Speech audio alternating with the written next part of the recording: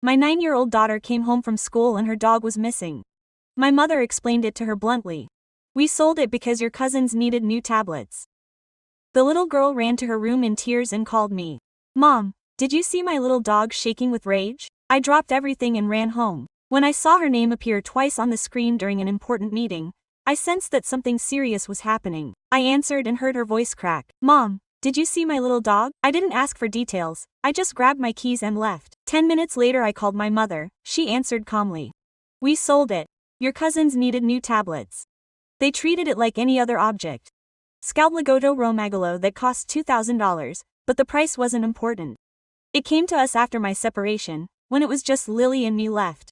I had slept with it every night for 2 years. As Lily fell asleep with her face buried in her pillow, he kept watch by her side. I didn't ask any questions when I got there. My mother, my sister Rachel, and their 2 children were in the living room, the boxes of the tablets still unopened. I only asked one thing. Who did they give it to? My mother replied, you don't expect us to live here for free and not have a say in the decisions. In that instant, I understood everything. They believed the house already belonged to them. They had lived with me for a year, since my mother's husband had thrown her out for her infidelities. I supported them. I covered all the expenses. I never demanded any contribution. But no one sells a child's dog like it was junk from a flea market. I took Lily's tablet, logged into the family's Apple account, and checked the recent messages. There was a woman named Carrie with the entire conversation. It had been sold 2 hours earlier for $2,200. I wrote to her explaining the situation, and she responded immediately, distraught. I told her that they had sold her daughter's dog for pills.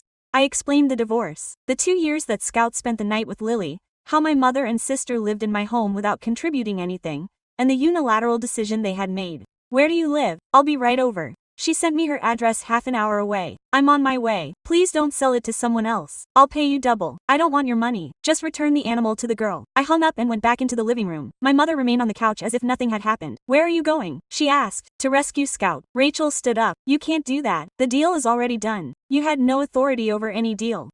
Scout belongs to Lily, not you. My mother crossed her arms. This house belongs to us too. We have a say in the decisions. I looked her in the eyes for the first time in a year without remorse or hesitation. It's my house. I pay the mortgage, the electricity, the food. You have no rights here, but we're family, my mother insisted.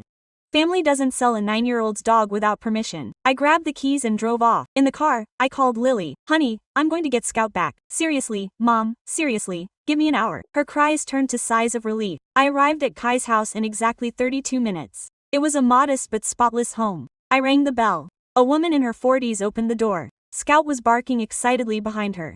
Carrie opened the door wide, and the dog leapt up and licked me. When your mother came over today, something didn't add up, Carrie explained. She was so nervous about closing the sale. She didn't mention the little girl. All she talked about was the money. My mother has her issues, I said.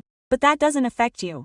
I have a 9-year-old daughter too. If someone sold their pet without my consent, it would devastate me. I offered her $2,500 in cash. I don't need it. I already paid $2,200. That's fair. Carrie accepted, but immediately returned $500. Keep it for the little one. Buy her something nice. She's been through a lot today. She left me speechless. Thank you from the bottom of my heart. Carrie gave me her contact information. If you need help, let me know. I'm a nurse at a children's hospital. I know how hard it is to raise a child alone. I'm divorced myself. Women need to support each other. I drove back with Scout in the back.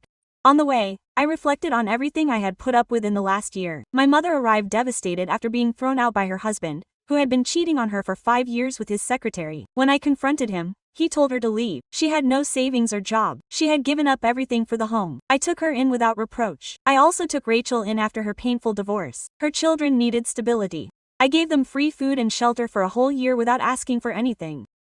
But they started acting like owners. They moved my furniture, used my belongings without permission. They organized activities with Lily without telling me. When I complained, my mother replied, "You're so selfish. We live here too." Quote, I kept quiet, hoping for improvement, but selling Scout crossed the line. When she arrived, Lily took off. When she heard the engine, Scout jumped at her and they rolled on the floor in an embrace. Mom, did you get it? I swore to you. We went inside. My mother and Rachel were still in the living room already setting up the tablets. You brought the dog, Rachel said without looking at me. Yeah. And you guys are giving me back 2 seats. My mother looked up.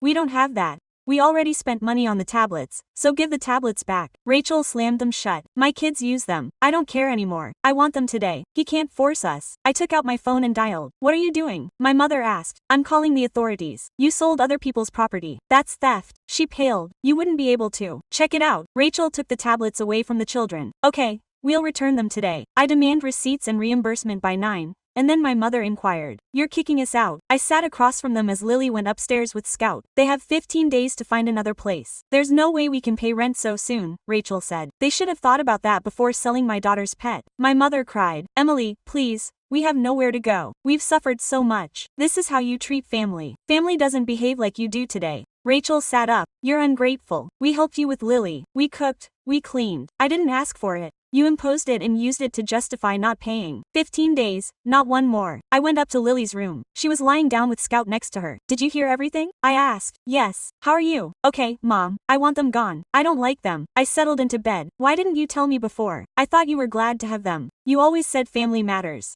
It is, but the real one isn't like that. Lily squeezed Scout. They'll be back. Not if it's up to me. That night, after putting Lily to sleep, I went down to the kitchen. My mother was making tea. Let's talk, she suggested. No talking, Mom. You made a big mistake, but I didn't do it for you. You just don't have anything right now. That's not my responsibility anymore. I'm Lily's mother. My job is to take care of her, not you. So, help me with her. It's worthless. I appreciate it, but don't let me sell your dog. My mother slammed her cup on the table. You've always been selfish. Ever since she was little, everything your way. I demanded respect for my daughter, and my roles aren't selfishness. Your father was right about you. What did he say? That you are complicated, that you always have been, that your ex was the reason for abandoning you. Silence invaded everything. 15 days, I repeated. I will not give in. I went upstairs. I locked my door. My phone vibrated. Message from Carrie. I hope you are okay. If you want a vent, I am here. I replied. Thank you. You saved my daughter's day. Mothers need each other. Do you think the girls should get to know each other?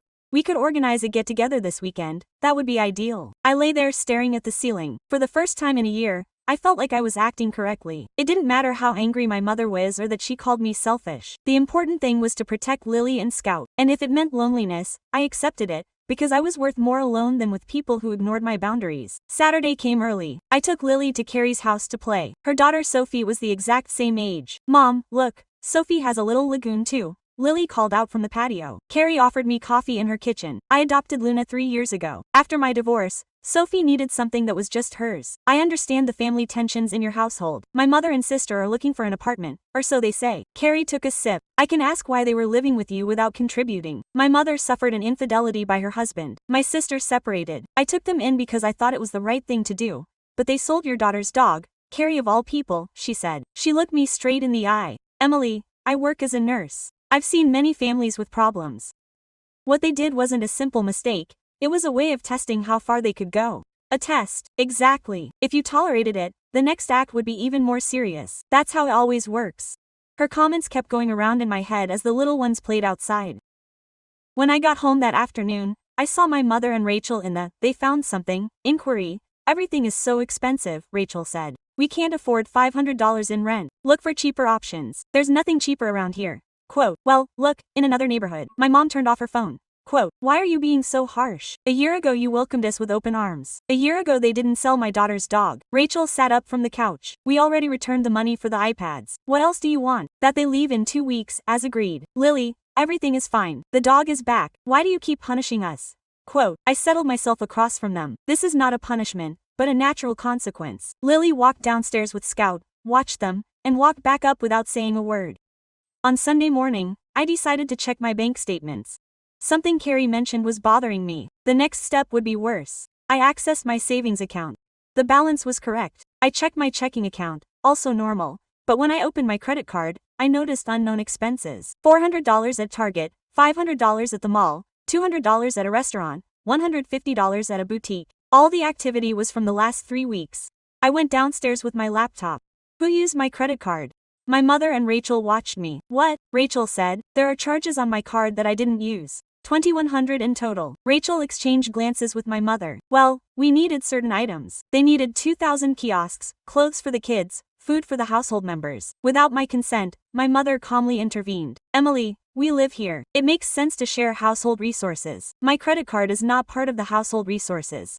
We didn't think it would be a big deal. I grabbed my phone and contacted the bank. What are you doing? Rachel asked anxiously. reporting fraud. My mother stood up. You can't do this, the bank responded. I detailed the case. They informed me that they would block the card immediately and reverse the charges if I filed a police report. Should I file a police report? I asked, staring at my mother. Emily, I beg you, yes or no? Quote, Rachel intervened. We will reimburse you in full. Just give us time. With what funds? None of them are working. We will find jobs. They have 2 weeks. That is not enough time to find a job and pay me $2,100. My mother burst into tears. We are your blood. You will get us into legal trouble. You got yourselves into trouble. I am the only one who decides whether or not to report you. I hung up without filing a fraud report. I still offer you one option. Return everything purchased with my card or I will press charges. You have until tomorrow. Rachel exclaimed. How do we return everything? We have already consumed it. That is your dilemma. I went up to my room and closed the door. My phone vibrated. It was a text from Carrie. Sophie keeps mentioning Lily. They are coming for dinner on Friday. Delightful. That night I overheard my mother and Rachel talking in whispers in the living room. I didn't go downstairs to investigate. On Monday morning, I found boxes in the living room. They contained most of the items purchased with my card. Clothes with tags intact, cosmetics unopened. It's $1,500 worth of products, Rachel said. That's the most we could get. $600 more is missing. Some items are no longer returnable. Food, gas. So you owe me $600. We don't have $600, Emily. Well, find a way to get it before you leave. My mother came over. If we don't make it, you'll press charges when we leave. Your choice. I went to work that day feeling strange. On the one hand, I was protecting my boundaries. On the other, I was facing my own blood. My partner noticed my abstraction. Everything's in order. Family matters. Do you want to tell? I told her everything. Selling the dog, the charges without a permit, the 2-week deadline. You're doing the right thing. Your daughter is the most important thing. I know, but it turns out hard. The right thing to do is usually hard. When I got home that night, my mother was cooking dinner. The smell of roast chicken filled the kitchen. I made your favorite dish, she said, avoiding my gaze. Thank you, but we need to talk. I sat down at the table. Rachel and I have discussed this. We understand your anger. We made serious mistakes. Yes, you did. But leaving in 2 weeks is premature. We need more time. They've already had a free year, an extra month. Just one to find something acceptable. No. Why? Because if I give them a month, in 3 weeks they'll ask for another and then another. My mother turned off the stove. You don't trust me. No. I've already lost trust in you. I'm your mother and Lily's grandmother. She confessed to me that she doesn't appreciate you, that she doesn't want you here. My mother's face went pale. Lily said that. Yes, and her voice was heavier than yours. She's just a child. She doesn't understand. She understands perfectly. You sold your dog. Rachel came into the kitchen. I heard voices. What's wrong, Mom? Are you asking for more time? I said no. Rachel crossed her arms. I knew you'd respond like that. That's why we already found a place. Seriously. A 2-bedroom. $300 a month.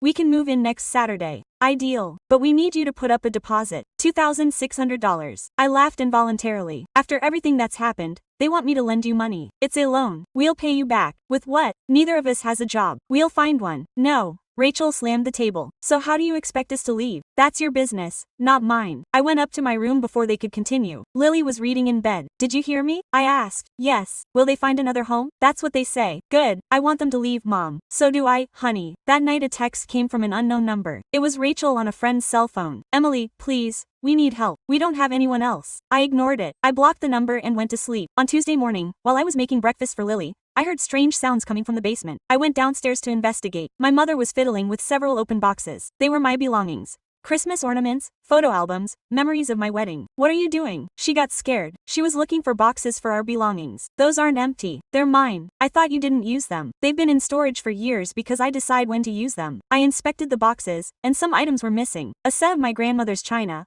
a watch my father gave me before he passed away. Jewelry I thought was lost. Where are the rest of the items? My mother quickly closed one of the boxes. I don't understand what you mean. I opened the one she closed inside. My china wrapped in newspaper. You were planning on taking it. I was just thinking of borrowing it. What for? For the new apartment. We don't have any dishes or anything. I took the cardboard. It doesn't belong to you. I went upstairs with it. Rachel was drinking coffee in the kitchen. Your mother was packing my things from the basement. Rachel remained impassive. We need supplies for the new place. So, buy them with your own money. We don't have them, Emily. How many times do I have to say it? That doesn't obligate me to hand over my belongings. You're family. Family supports each other. I slammed the cardboard down on the table. The dishes clattered. Family doesn't steal. Family doesn't sell animals without permission. Family doesn't use other people's credit cards. You're exaggerating everything. Really? So let's make a list. I took out my phone and wrote it down. They sold Scout for $2,200. Without permission, they charged $2,100 to my credit card without approval. Now they were trying to take my things from the basement. What else will I find? Rachel grabbed her cup and left without a word. I went back to the basement, searching thoroughly. There was more missing than I imagined. A small TV in storage, 2 vintage lamps, my ex-husband's tools, whole boxes of books. I went upstairs and found my mother in her room. Where's my basement TV? Which one? The 32-inch Sony in the corner. Oh, we sold that one. We needed funds for iPads 2 weeks ago and the lamps, tools, and books. My mother sat up in bed. Emily, we weren't using it for anything bad. We were just trying to make ends meet. How much did they get off my stuff? No, exactly. Estimate maybe $3,000 in the last 6 months. I sat down in the chair. $3,000 plus the $2,100 from the card plus the $2,200 from Scout. $300. It's not stripped of 7. Family sharing assets. I'm counting this. I never gave permission for anything. I stood up and left the room. I immediately contacted my bank and canceled all my cards. Then I called a sawmill. I have to replace the locks on the house today. I can be there in 2 hours. Great. When I ended the call, Rachel was right behind me. Are you going to change the locks? Yes, although we still live here for 4 more days and I will only give out new keys if they are present in the house. You just don't trust us. Can you give me any reason to do that? Rachel left without a word. The locksmith arrived at 11.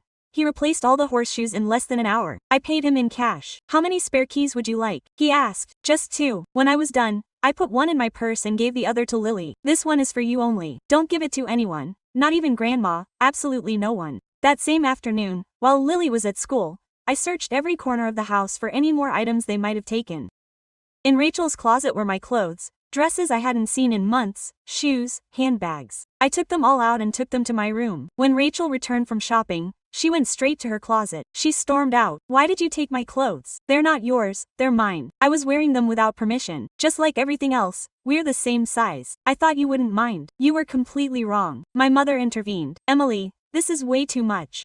You're being paranoid. You guys took $0,000 from me. I have every right to be paranoid. We didn't steal from you. We took things you weren't wearing without asking permission. That's called theft. That night I got a text from Carrie. Are you still coming over Friday? Yes. I can't wait to leave this house. Are you okay? I told her about the money, the items sold, the appropriate clothing. Emily, you should do a full inventory. They may have sold a lot more than you realize. She was right. I spent the next 2 hours listing everything I could remember owning. Then I searched the house for every item. There was so much more missing. Jewelry, electronics, knickknacks, even some of Lily's old toys that she kept. The total was devastating, over $10,000 worth of goods that had been sold or stolen. At 10 p.m. I went downstairs to the living room with the printed list. My mother and Rachel were watching television. I need you to tell me the truth. How much money did you get from selling my belongings? Rachel turned off the television. We don't keep an accurate count. Give it a rough estimate. My mother and Rachel exchanged glances. Maybe $5,000, my mother said. Maybe. I demand an exact figure. $6,000. So what about the rest of the items? Did you give them away or throw them away? Throwing away my things were old items. Emily, you didn't use them. I folded the sheet of paper and put it in my pocket. I'll file a police report tomorrow. You'll have an official theft report on your record. My mother stood up. You can't do that. Yes, I can and I will. We are your family. You decided to stop acting like family when you started stealing from me.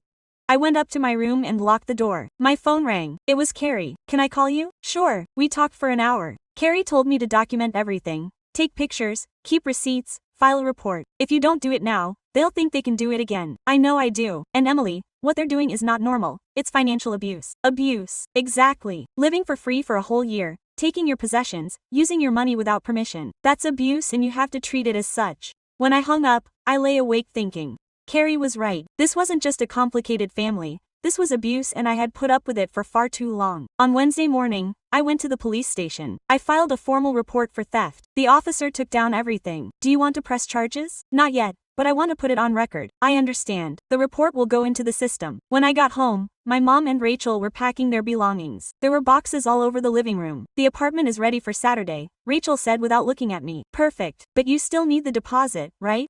Then we can't move. That's your problem. My mom stopped packing. I've filed a police report. It's official.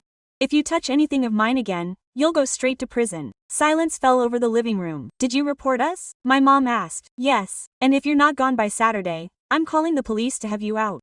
Rachel threw a box on the floor. You're a selfish bastard. Maybe so, but I'm a selfish person who won't let her own family steal her anymore. I went up to my room. Lily was playing with Scout. They're almost gone, she asked. 3 more days. Good. I hate them, Mom. Don't say that. But it's true. They sold Scout. They stole you. I hugged her. I know, honey, but it'll be all better soon. On Thursday morning, I received a call from an unknown number. It was Lily's school. Miss Chen, we need you to come here as soon as possible. What happened? Her mother came to pick up Lily, but Lily claims that you didn't authorize it. That's right. I didn't authorize it. I'm coming right away. I got to school in 15 minutes. My mother was arguing with the secretary at the office. I'm her grandmother. I have the right to pick her up. She has no right, I said as I entered. Where is Lily? In my office, the principal replied. Okay, we won't let her leave. My mother turned to me. I just wanted to take her to the park, spend time with her before we left without my permission. You're being overly controlling. The principal intervened. Miss Chen, we need to update the list of people authorized to pick up Lily. Do you want to change it? Yes, remove my mother and my sister Rachel. Only I will be able to pick her up. My mother paled. Emily, you can't do that. You just tried to take my daughter without permission. Yes, I can. The principal gave me a form. I filled it out and signed it. Anything else? He asked. Yes. If either of them show up again, call the police. Got it. I went to get Lily. She was sitting there drawing. Are you okay? Yes. I didn't want to go with Grandma. You did the right thing by refusing. Well done. My mother followed us to the parking lot. Emily, please. I just wanted to spend time with my granddaughter. Then you should have called me sooner. You're not answering my calls because I don't want to talk to you. This is ridiculous. I'm your mother. I put Lily in the car and closed the door. And I'm Lily's mother. My decisions are what count. You're going to regret this. I doubt it. I drove back home. Lily remained silent. What did Grandma tell you? I asked that you're being mean to her. To the family, she's not treated like that. What do you think? That she sold Scout and that you got him back? Exactly. When I got there, Rachel was waiting at the door with 2 suitcases. Quote, I'm leaving today, she said. I can't stand another day in this house. Perfect. Where are you going? To a friend's house. I already organized everything and the apartment from Saturday was a lie. We never found anything. We don't have the deposit. I suspected as much. Rachel glared at me. Quote, I hope you're happy. You left us on the street. You left yourselves on the street. I just stopped putting up with it. Someday you'll need help and we won't be there. Great. Rachel got into an Uber that was waiting for her. She left without saying goodbye to Lily. My mother left with her suitcases. I'm leaving too. Where? To your aunt, Beatrice. I spoke to her last night. She'll take me in for a while. The same Aunt Beatrice you haven't spoken to in 5 years. People forgive, unlike you. She loaded her bags into the car. Emily, you're going to regret this. Someday you'll be alone and you'll remember that you had a family and you kicked them out. I've been alone after the divorce and I survived. That was different. Not so much. Toxic people got out of my life and I was happier. My mother got into her car. She rolled down the window before she drove off. Don't come looking for me when you need something. I won't. She drove off. The car disappeared down the street. Lily and I stood in the driveway. Scout ran out and sat between us. Are they gone yet? Lily asked. Yeah, good. We're in the house. She was quieter than usual. My mother and Rachel's rooms were empty. They'd left a few things behind, but everything else was taken. I checked every room to make sure nothing else was missing. Everything was in order. That night Carrie called. How was your day? They both left. Seriously, I thought it wasn't until Saturday. Rachel, today. My mother too. How are you feeling? Relieved? Exhausted? Feeling a little guilty? Guilt is normal. But you did the right thing. I know. Are you coming over for dinner tomorrow? Yes. I need a quiet evening. Great. Sophie is excited. When I hung up, I made dinner for Lily and me. We ate at the kitchen table. Just the 2 of us and Scout under the table. Quote, Mom, are they coming back? Lily asked. I don't think so. And if they try, I won't let them in. Good. After dinner, Lily took a bath and went to bed. I stood in the living room looking at the empty house. For the first time in a year. The house felt like mine again. My phone vibrated. A text from my mother. I hope Lily understands someday why you destroyed your own family. I blocked the number and deleted the text. Then another text came. From Rachel on another number. Mom is crying because of you. I hope you can live with that. I blocked that number too, turned off my phone, and went upstairs to my room. Lily was already fast asleep. With Scout curled up in her bed, I stood in the doorway, watching her as she slept soundly. I knew I had chosen the right path, but that didn't make it any less painful. I lay back on my mattress and closed my eyes. For the first time in weeks, I managed to sleep through the night without waking up. Friday was peaceful. I dropped Lily off at school and headed to work. My phone rang around lunchtime. It was Aunt Beatrice. Emily, we need to talk. What's this about? Your mother came home last night and told me everything. I'm sure she did. She claims you kicked her out for no reason, took her belongings, that you're a horrible daughter, and you gave her the credit. I'd rather hear your side of the story. I told her every detail. Selling Scout, the unauthorized debits, the items that went missing from the basement, the attempt to get Lily out of school. Beatrice was silent for a moment. You have evidence. I have the police report, the bank statements, everything documented. Send them to me, please. Why? Because this morning your mother asked me for money. She claimed that you left her completely broke. I want to confirm the facts before I give her anything. I sent her everything by email. Images, papers, the entire police report. Beatrice called back an hour later. Emily, I'm so sorry. I didn't know the situation was so serious. It's not your fault. Your mother completely deceived me. It's your specialty. I won't give her a penny and I'll tell her that she can only stay at my house for 2 more weeks. Then she'll have to leave. Thank you for trusting me. You're my niece. I've known you since you came into this world. I know perfectly well that you don't make up stories. When I hung up, I felt supported. Finally, someone close to me believed me. That same night, Lily and I had dinner at Carrie's house. Sophie and Lily played non-stop while Carrie and I prepared dinner. You seem calmer, Carrie commented. I do feel better. Oh, they're gone for good. That's right. And my aunt believed me when I explained everything. Perfect. You need people who will support you unconditionally. I have her. I have you. Carrie smiled broadly. And you have Sophie and me forever. The 4 of us ate together. It was the first quiet dinner in months. No pressure, no pretense, no conflict. Just 2 mothers and 2 little ones sharing a simple evening. Exactly what I needed. It had been 2 weeks since my mother and Rachel had left. The house felt different. Lighter, truly ours. Lily began smiling more often and stopped asking if they would return. Even Scout seemed calmer. One Saturday, Carrie visited with Sophie. She brought cans of paint and rollers. It occurred to me that you might want to renovate the bedrooms they used. Seriously, a fresh start deserves fresh hues. I spent the whole day painting. The girls helped with the lower areas of the walls. By evening, both rooms were a soft blue instead of the drab beige of before. What do you plan to do with these rooms? Carrie asked as we tidied up. I haven't decided yet. Maybe an office or a play space for Lily, or you could rent one out. I'd help with the bills.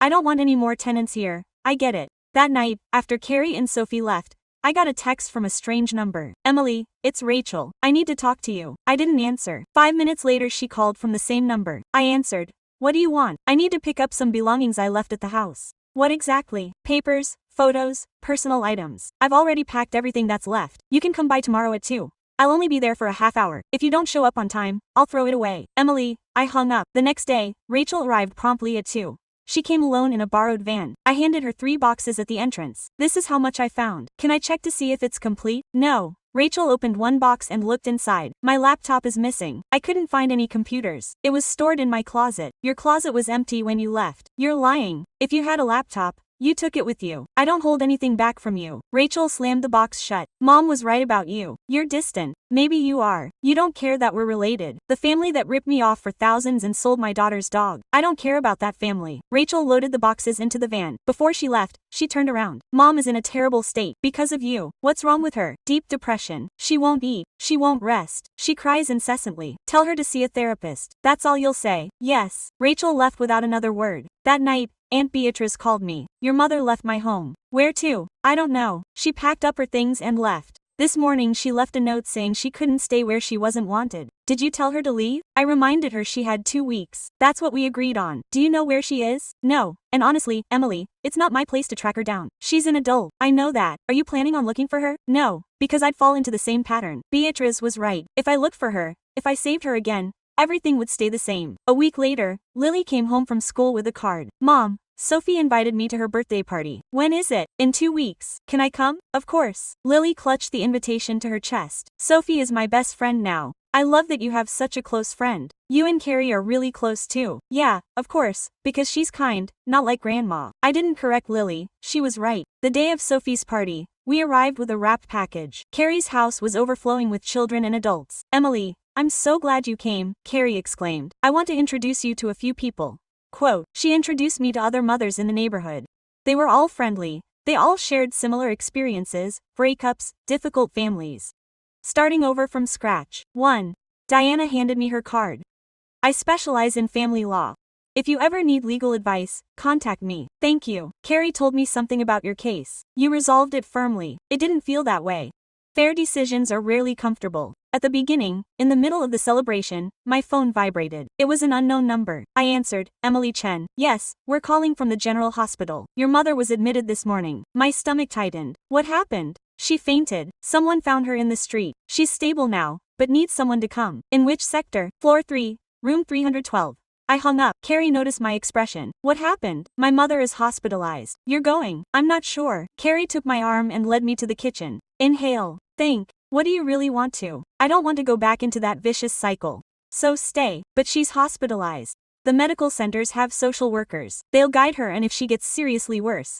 Emily, listen to me. if you show up now, she'll take advantage of it to re-enter your life. She'll say she needs you, that she has an illness, that you're her only relative. I know. And what are you going to do? Allow her to come home? No. So don't go right away. Call the center. Find out what she needs, but don't rush. She was right. I called the hospital again. I spoke to a nurse. What's the diagnosis? Exactly. My mother's. Severe dehydration. Malnutrition. She's very weak. Will she recover? Yes. With care and rest. How many days will she stay? Probably 3 or 4. Is there a social worker available? Yes. Do you want to contact him? Yes, please. The worker introduced himself as James. Your mother will need a post-discharge plan. She has housing. She doesn't live with you, other relatives, a sister, but in another city. Guys, I don't know. James paused. Miss Chen, is there any reason why I can't live with you?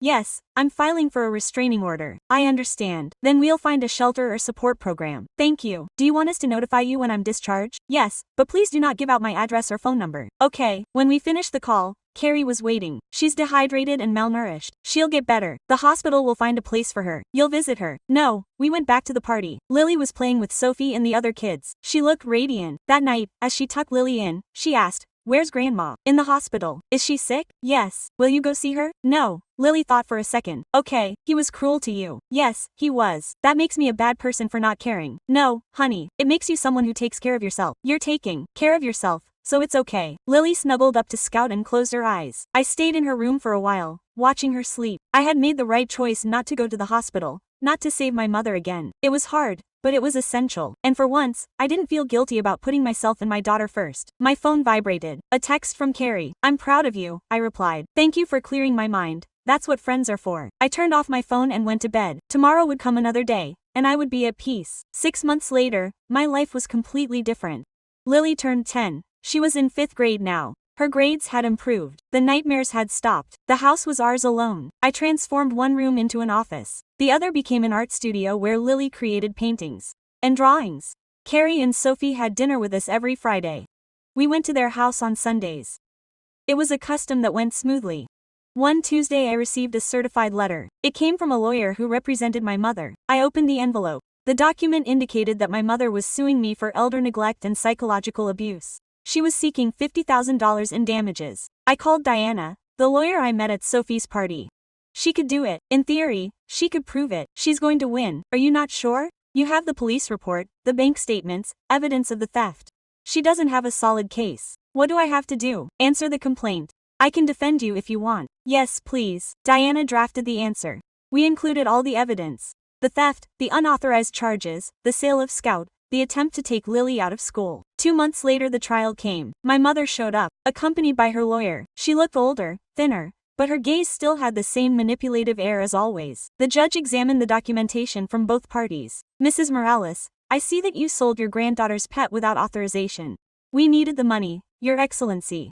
There are also unauthorized charges on your daughter's credit card. We shared a home. I thought there was no problem. And the theft complaint." My mother remained silent. The judge turned to her lawyer.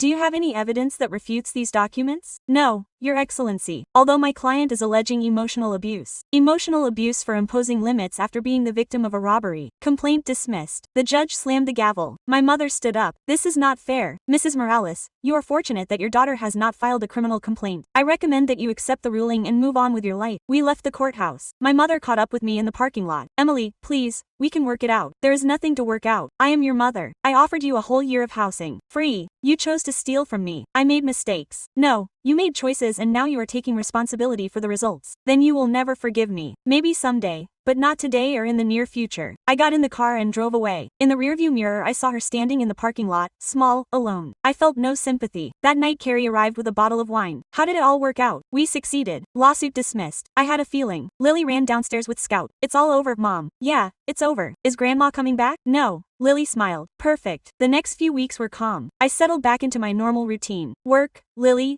Carrie, and Sophie. That's it. One Saturday, while we were grocery shopping, I ran into Rachel. She was with her kids in the cereal section. We looked at each other. She looked away first. Her kids looked healthy, clean, happy. Rachel looked exhausted but steady. We didn't say a word. We each went our separate ways. Lily asked, "Was it Aunt Rachel?" "Yeah. Are you going to talk to her?" "No." "Okay." In November, Lily's school held a parent-child evening. Each family had to prepare something together. Lily and I put together a presentation about Scout, how we chose him, how he supported us after the divorce, how we almost lost him. During the talk, Lily spoke confidently. My mother taught me that sometimes you have to cut people out of your life who hurt you, even if they are family, because taking care of yourself comes first. The other parents applauded. Several mothers' eyes were moist.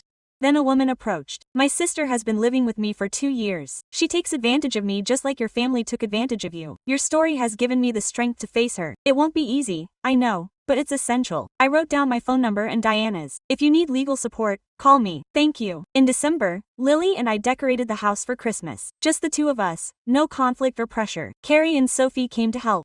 We put up lights, hung balls, we made cookies.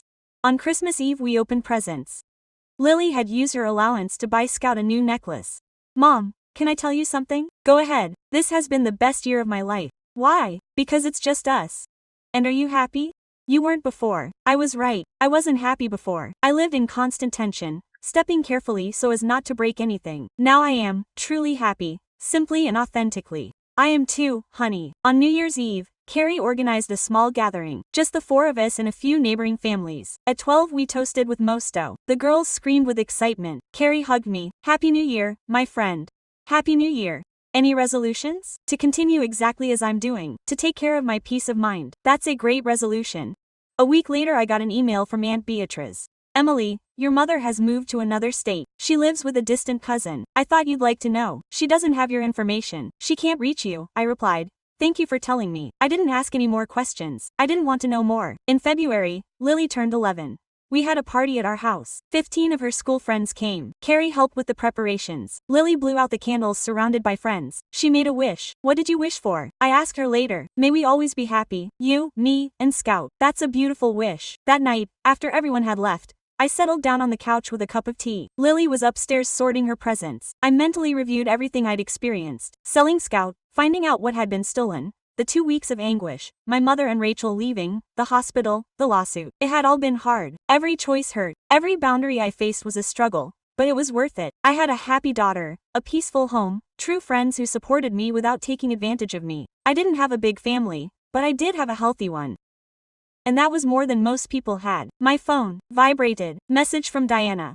Your mother has permanently withdrawn all appeals. She will no longer be able to sue you again. Thank you for everything. Because of you, your case has motivated 3 of my clients to take action against their own toxic families. I'm glad I was able to help. I turned off the phone. I went upstairs to check on Lily. She was in her bed reading with Scout curled up next to her, ready to sleep in a little while. Okay, I love you. I love you too, Mom. Thank you for always taking care of me. I went downstairs to my room, lay down, and stared at the ceiling. I had learned something valuable this year. Say no to the wrong people. Make room for the right ones. And the right ones don't steal from you. They don't sell your animals. They don't abuse your kindness. The right people support you. They respect you. They love you unconditionally. Those were the only ones who deserved to be in my life. I closed my eyes and fell asleep. For the first time in years, I didn't dream of family conflict. I dreamed of the future, of Lily growing up strong and confident, with Scout growing old peacefully, with Carrie as my friend for decades. I dreamed of serenity, and when I woke up the next day, that serenity was still there. Real, lasting, mine. Yes.